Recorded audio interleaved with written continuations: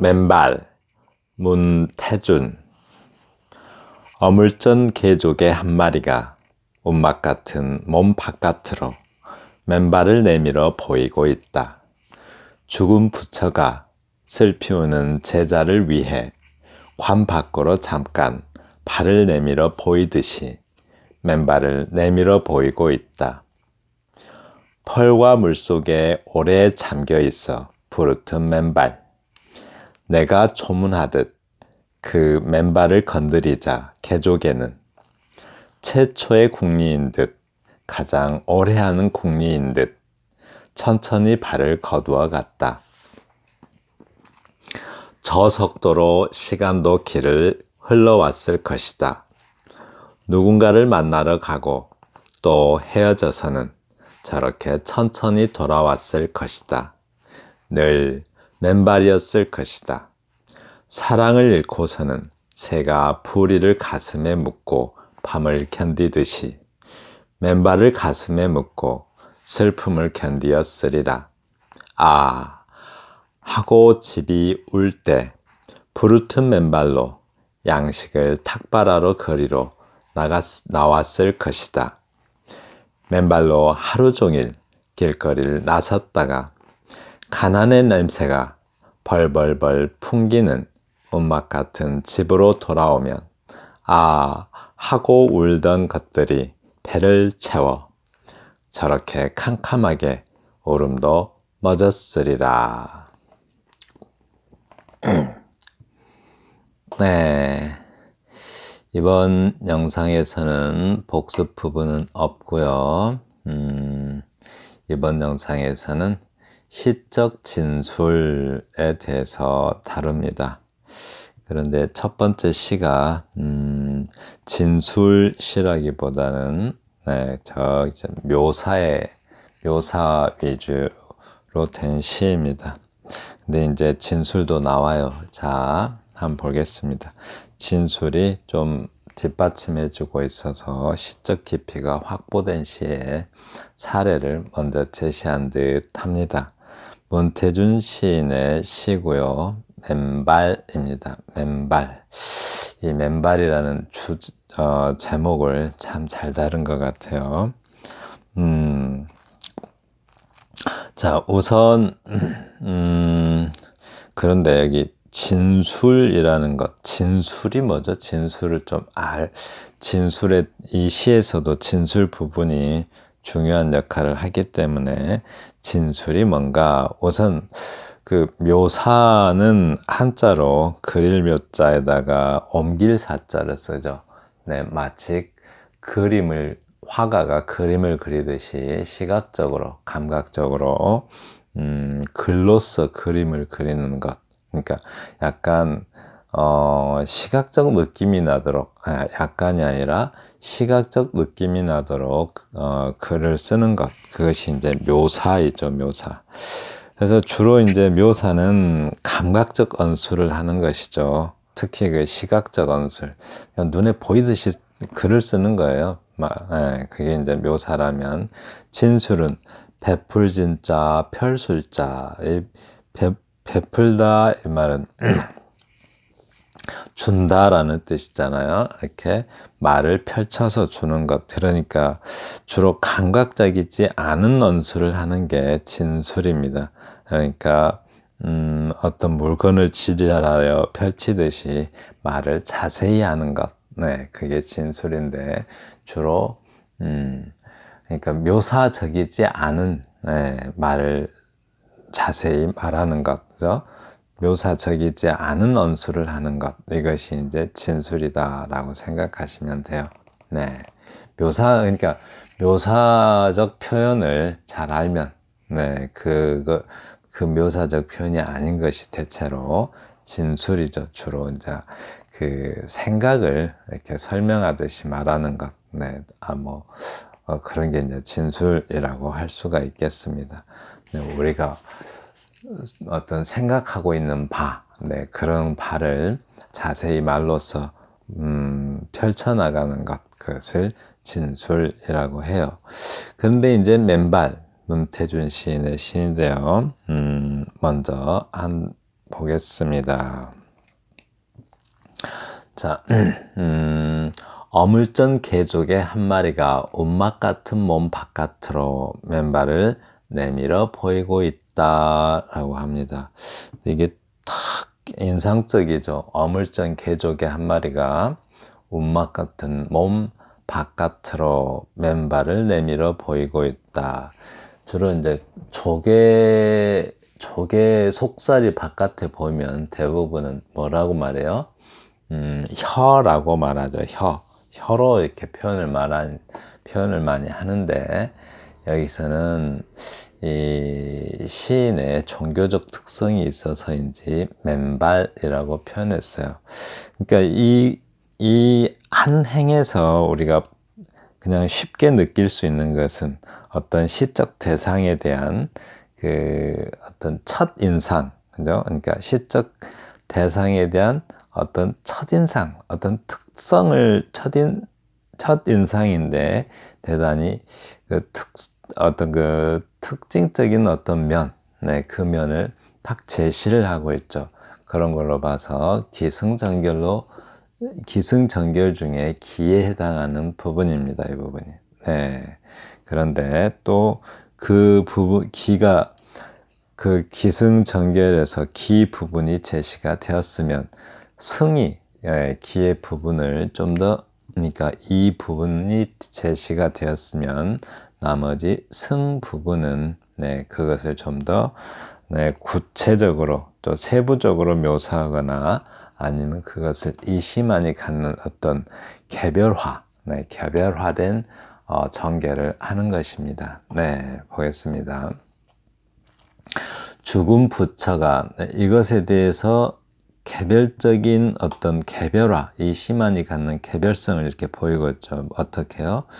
이 단순히 개조개가 속살을 내보이는 게 아니라, 먼저 단순히 맨발을 내보이는 게 아니라 어떤 것 같아요? 죽은 부처가 했던 행동으로 구체화하고 개별화하고 있어요. 죽은 부처가 슬피우는 제자를 위해 관 바깥으로 잠깐 발을 내밀어 보이듯이 맨발을 내밀어 보이고 있다라고 합니다. 네, 개조개가 그 속살 내보이는 것을, 네, 이제 부처에 비유를 하고 있어요. 부처가 죽어서 제자가 하도 슬피우니까 슬퍼할 것 없다 하고 내보이고 있습니다. 펄과 물 속에 오래 담겨 있어 부르튼 맨발이라고 합니다. 부처님이 살아계실 때 바깥에 탁발을 다니느라고 맨발로 다녔듯이 개족에는 펄과 물 속에서 오랫동안 다녀가지고 부르튼 맨발이래요. 내가 조문하듯 그 맨발을 건드리자, 네, 문상하듯이, 네, 그 맨발을 살짝 건드려 보니까 개족에는 최초의 국리인 듯, 이게 뭐지? 하고 생각하는 거죠. 최초의 국리인 듯, 가장 오래 하는 국리인 듯 천천히 발을 거두어 갔다. 일반적으로 그 속살이 쏙 들어갈 것 같은데 느릿느릿 들어가는 그런 모습을 보고서 화자는 마치 그 개조개가 승려들이 그 어떤 사색을 하듯이, 네? 그렇게 천천히 그렇게 거두어 갔다고 합니다. 저 속도로 이제 이 부분은, 자, 여기까지는 눈에 보이듯이 표현했잖아요. 네, 눈에 보이듯이 표현했는데 살짝 최초의 국리인 듯, 가장 오래 하는 국리인 듯 천천히 발을 거두어 갔다. 이 부분도 묘사적 표현이죠. 그런데 이 부분이 살짝, 네, 어떤 화자 나름의 해석이 들어 있어요. 왜요? 그 뒤에 뭘 하려고 하겠죠. 이렇게 이 부분이 저 속도로 시간도 길을 흘러왔을 것이다. 이 말이 어떤 시각적으로 어떤 모습을 보고 옮겨 적은 것은 아니죠. 그림 그리듯이 이 어떤 모습을 보고서, 현상을 보고서 그림 그리듯이 옮겨 적은 것이 아니잖아요. 그러니까 이게 뭐예요? 진술에 해당됩니다. 네. 바로 이렇게 진술적 표현을 함으로써, 그러니까 우리가 그 현상, 그러니까 눈에 보이는 모습을 현상이라고 하겠죠. 이 부분까지. 이 앞부분에서는 어때요? 현상, 그러니까, 표면적인 현상이라고 할 수가 있겠죠. 눈에 보이는 듯한 그 묘사라는 것이 표면적인 현상을 묘사하는 것이잖아요. 그러니까 그 표면적인 현상을 떠나서 이제 그 너머의 그 무엇, 보이는 것 그 너머의 그 무엇을 그러니까 진술하는 거죠. 그런 진술적 표현 때문에, 그러니까 이런 진술적 표현, 이 이후로 이어지는 진술적 표현 때문에 묘사적 표현이 어떤 그러니까 제가 설명을 좀 애매하게 하는 것 같아요. 그러니까 이 이후에 나타나는 진술적 표현이 효과를 갖는 것은 바로 앞에 뭐가 있으니까요. 묘사적 표현이 받쳐주고 있기 때문에 여기까지 앞에서 여기까지 있었던 묘사적 표현이 받쳐주고 있기 때문에 네, 진술적 표현이 효과를 거두는 것입니다. 그래서 이 부분 그러면 이제 여기까지가 승이겠네요. 그죠? 승이겠는데 여기서 이제 전환이 이루어지는 기승전에서 전에 해당됩니다. 그러니까 진술적 표현으로 어떤 전환이 이루어지고 있는 것이죠. 한번 볼까요? 네. 자, 저 속도로 시간도 길을 흘러왔을 것이다. 이제 이야기를 하고 있죠. 누군가를 만나러 가고 또 헤어져서는 저렇게 천천히 돌아왔을 것이다. 진술이 계속되죠. 늘 맨발이었을 것이다. 꼭 마치 부처님의 모습을 설명하듯이 설명하고 있어요. 이렇게. 네, 부처님이 탁발 다니는 모습을 설명하듯이 이렇게 진술을 하고 있죠.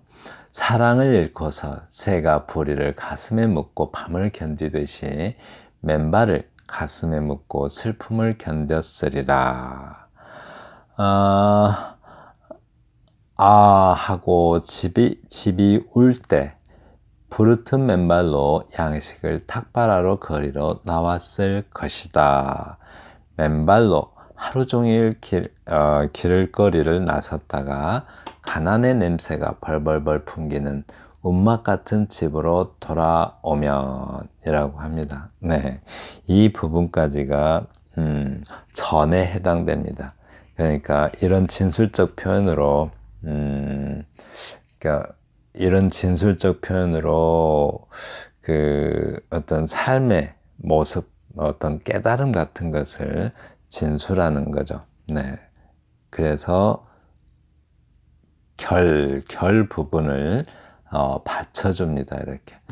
하고 울던 것들이 이제 달라졌잖아요.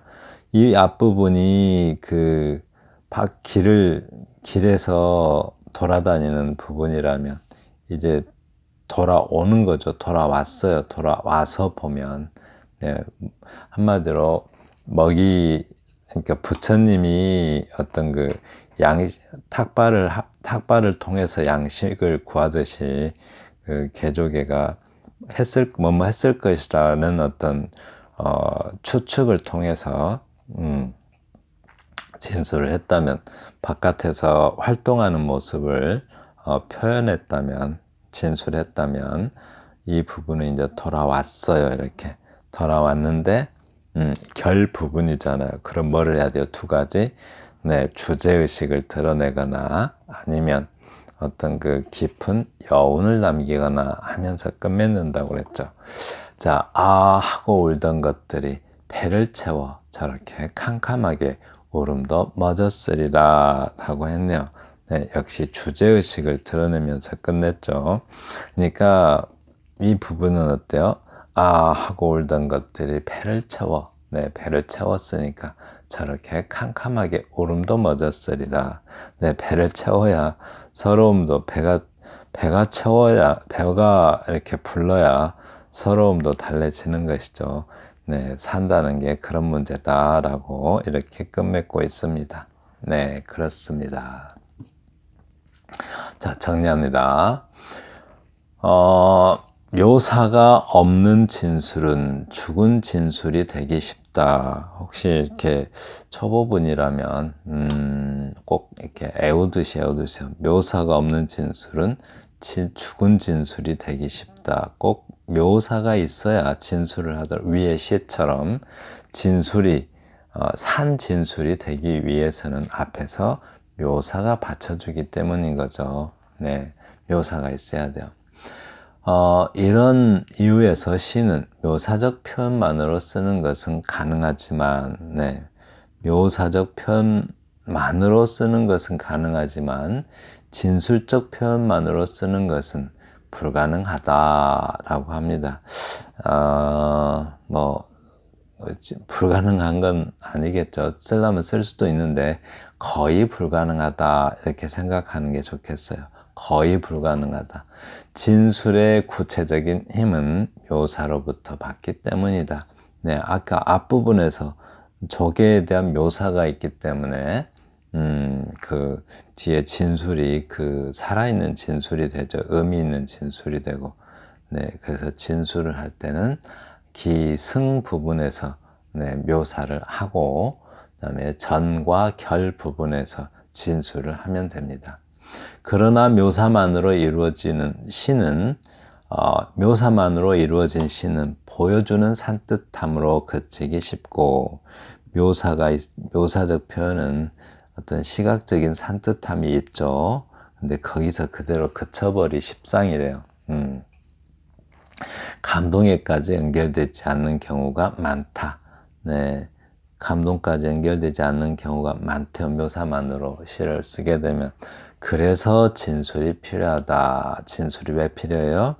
묘사만으로 이루어지면 그냥 시각적 산뜻함은 좋지만 거기서 끝나버리는 수가 있으니까 그의 의미, 즉 좀 시적 깊이를 확보하기 위해서는 묘사만으로 끝나면 안 돼요. 다시 설명할게요. 묘사만으로 시를 쓰게 되면 시각적 산뜻함이 있으나 거기서 그치기가 쉽고, 시적 그 깊이를 확보하기 위해서는, 시적 깊이를 확보하기 위해서는 묘사, 즉 기승 부분은 묘사를 하고 전결 부분은 진술을 하는 것이 필요하다라고 합니다. 네, 대체적으로 그렇게 이루어지는 게 좋아요. 물론 꼭 규칙은 없습니다. 묘사만으로 쓰더라도 아주 감동적으로 잘 쓴 묘사도 많죠. 네, 그런데 이제 일반적으로는 진술을 쓰면 시적 깊이를 더 확보하기가 쉽다라고 합니다. 네. 시적 묘사는 언어를 회화적으로 가시화하고, 한마디로 그림 그리듯이 그리고 라는 뜻이죠. 시적 진술은 독백의 양상으로 가창화한다. 즉 이야기 들려주듯이 한다라는 거죠. 네, 속이야기, 속내평, 속이야기를, 생각하는 이야기를 들려주듯이 네, 한다. 들을 수 있게 하는 거죠. 시적 진술은 시적 인식과 맞닿아 있는 묘사와 달리, 설명 잘못했네요. 시각적 인식과 맞닿아 있는, 네, 시각적 인식과 맞닿아 있는 게 뭐예요? 묘사죠, 묘사. 네, 시각적 인식과 맞닿아 있는 묘사와 달리 시적 진술은 청각을 통한 설득과 깊은 관련을 지니고 있다. 한마디로 이야기해 주듯이 들려주는 거죠. 네, 그렇습니다. 이 부분은 단어를 좀 써봐요, 직접. 네, 직접 써보시는 게 참 좋을 것 같아요. 제가 일부러 이렇게 나눠놨습니다. 시적 진술 세 가지, 독백적 진술, 권유적 진술, 해석적 진술이 있습니다. 한 번씩 꼭 써보세요. 독백적 진술, 권유적 진술, 해석적 진술 세 가지. 네, 어떤 특징이 있나 봐요. 한자를 알면 쉬워요. 이렇게 독백적 진술, 혼자서 속 이야기를 하는 거예요. 이렇게 홀로 독자, 흰백자. 흰 백자는 밝혀준다 이런 말이죠. 말로써 설명으로서 말로써 밝혀준다, 즉 설명한다라는 건데 한마디로 혼자서 말을 하는 진술이라는 겁니다. 이제 혼자서 말하는 진술인데 스스로가 시적 대상이 되어 반성하고 기원하는 형태의 진술이다라고 합니다. 주로 독백적 진술은 자기 반성적 성향을 갖는다. 자기 반성적, 자기 반성적 성향을 갖는다고 해요. 권유적 진술, 한자로 쓰면요, 권할 권자에다 꿰를 유자예요. 이렇게 권하면서 꼬시는 거죠, 이렇게. 권유적 진술, 이거 합시다, 저거 합시다 라고 말하는 것. 누구한테? 타인에게 말하겠죠. 독백적 진술은 자기 혼자 말하는 거지만 권유적 진술은 대상이 있죠. 타인에게 말해요. 자기의 주장을 불특정 개인 또는 다수에게 적극적으로 동조를 요청하는 형태의 진술이다. 그러니까 이거 합시다, 저거 합시다 막 이렇게 권유하고 꼬시는 거죠. 그런데 이제 그 동조가 무슨 뜻이에요? 동조. 한마디로 한 가지 동자죠. 이렇게 한 가지 동자에다가 고를 조자를 쓰는데, 그러니까 어떤 뜻을 한 가지 뜻을 가지고서, 즉 뜻을 같이 해서 저기 이제 보조를 함께하는 것, 보조를 맞춰가는 것, 이것을 동조라는 건데 한마디로 뜻을 같이 하자고, 우리 같은 뜻을 같이 하자, 함께 하자 하고 이렇게 요청하는 형태의 진술, 이것을 권유적 진술이다. 즉 타인에게 반성을 촉구하는 성향을 가지고 있다라고 합니다. 다음 해석적 진술. 해석하는 이유가 뭐예요? 우리가 시를 해석하죠. 해석하는 이유가 뭐예요? 이해하려고 해석하는 거죠. 이해. 그 이해를 나누기 위해서 해석을 하는 거죠. 풀해자, 풀석자입니다. 자꾸 풀어 헤쳐요. 이해하려고. 뭉뚱그려져 있는 것을 자꾸 풀어 헤쳐서 자세히 이해하는 거죠. 해석적 진술은 일정한 시적 대상에 대한 시인 나름의 해석과 비판을 가하는 형태의 진술이다. 말 그대로 이해하시면 됩니다. 특별한 건 없죠. 자, 하나씩 또 살펴봐요. 독백적 진술 두 가지, 회고적 독백과 기원적 독백 두 가지가 있습니다. 회고적, 돌회자에다 돌아볼 고자예요. 이렇게 돌아서 보는 거죠. 돌회, 돌아볼 고. 돌아볼 고. 그러니까 독백적이는 돌아보는 거니까 과거를 통한 현재의 반성 형태죠. 뒤돌아보는 거니까 회고적. 기원적 진술, 빌기자에다 바랄 원자입니다. 빌며 바라는, 뭔가 바래요. 소원하고 희망하고 소망하는 것. 과거와 현재의 반성을 통해 미래의 삶에 대한 희구의 형태, 희구, 바랄 희자에 구할 구자. 그러니까 소망하고 기원하고 또 소원하는 형태의 독백, 그것을 기원적 독백이라고 합니다. 거의 모든 시는 독백적 양상을 띈다. 시라는 문학 특성이 그러하죠. 시라는 문학 양식이 시인의 체험 그 자체를 형식화한 것이기 때문이다. 시는 대부분이 독백적 성격이 있죠. 권유적 진술 두 가지. 권유, 항상 타자를 향한 거죠. 권유는 타자에게 이거 합시다, 이거 합시다 하는데 관행적 권유가 있고 비관행적 권유가 있습니다. 관행적 이 말은 이 한자를 보시면 버릇 관자에 행할 행자예요. 이렇게 버릇처럼 행하는 이 말이죠. 그러니까 주로 어느 집단이나 사회에서 버릇처럼 행하는 그러한 권유예요. 한마디로 뭐가 있다? 어떤 지향점이 있다는 것, 뭔가를 특별히 지향하는 점이 있어요. 어떤 단체나 행사의 기념시가 전형적인 관행적 권유이다.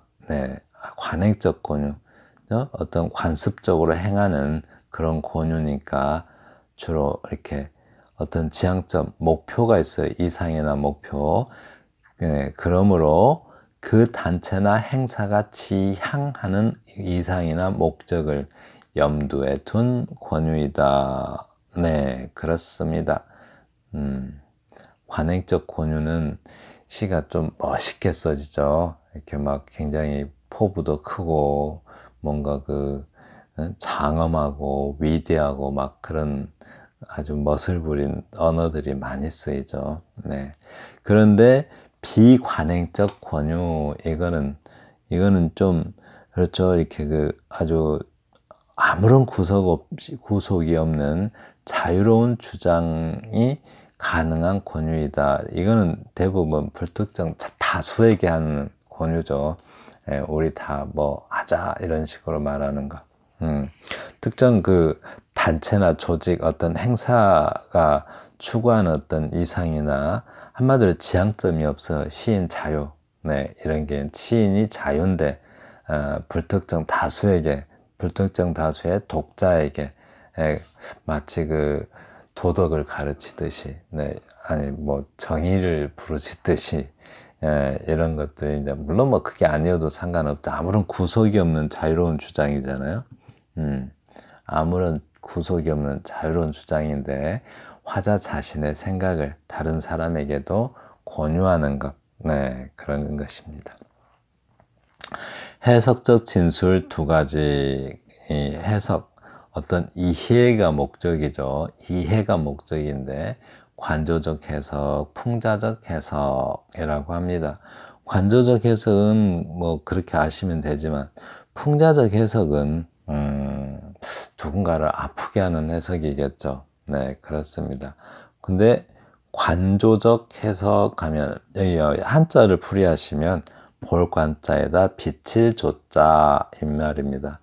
그러니까 고요한 마음으로 뭔가를 비추어 생각해 보는 것. 네, 그것은 이제 관조적이라고 그래요.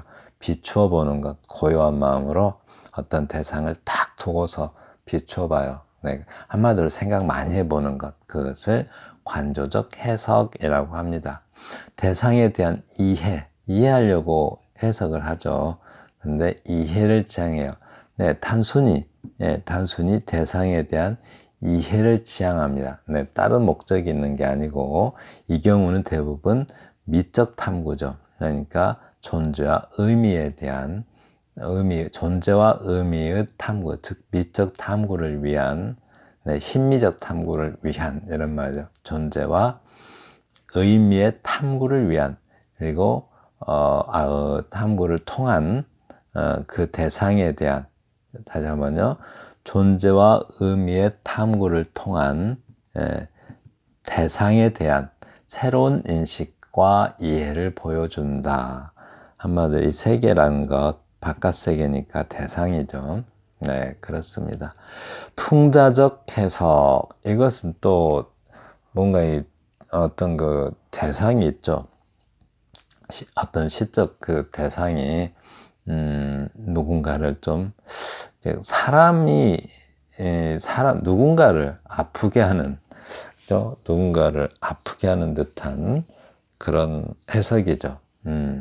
일종의 시적 논평이다. 대상 자체에 대한, 그러니까 시적 대상 자체에 대한 탐구보다는, 그게 아니라 시적 대상 자체에 대한 탐구면은 이것은 관조적 해석에 해당되는데, 그게 아니라 그 시적 대상에 대한 인간의 즉 시적 대상에 대한 인간의 태도에 관심이 있다. 인간의 태도, 시적 대상을 대하는 인간의 태도에 보다 관심이 있다라고 합니다. 그게 뭐다? 풍자적 해석이다. 즉 사람의 태도를 아프게 하는 거죠. 그걸 자꾸 비판한다든가 조롱한다든가 또는 뭐 풍유적인 방법으로 쓴다든가 뭐 이렇게 풍자를 한다든가 그렇게 할 수가 있겠죠. 네, 그런 게 풍자적 해석입니다. 네, 지금까지 들어주셔서 감사합니다. 다음 영상에서는 좀 긴데요. 묘사와 진술의 어울림. 이거는 좀 아주 제가 좀 많이 권장하는 부분입니다. 묘사와 진술의 어울림.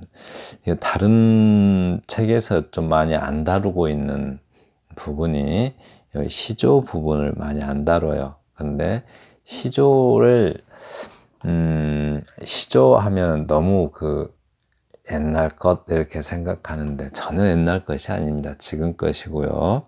그리고 또 시조에서 배울 수 있는 어떤 그 구성들이 굉장히 시조에서 배워야 될, 그리고 시조이기 때문에 우리가 쉽게 배울 수 있는 그런 어떤 구성들이 참 많아요.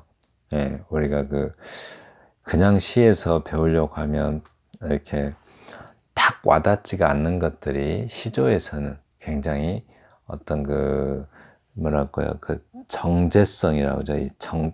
장치의 정제성. 네, 이것이 있기 때문에 아주 꼭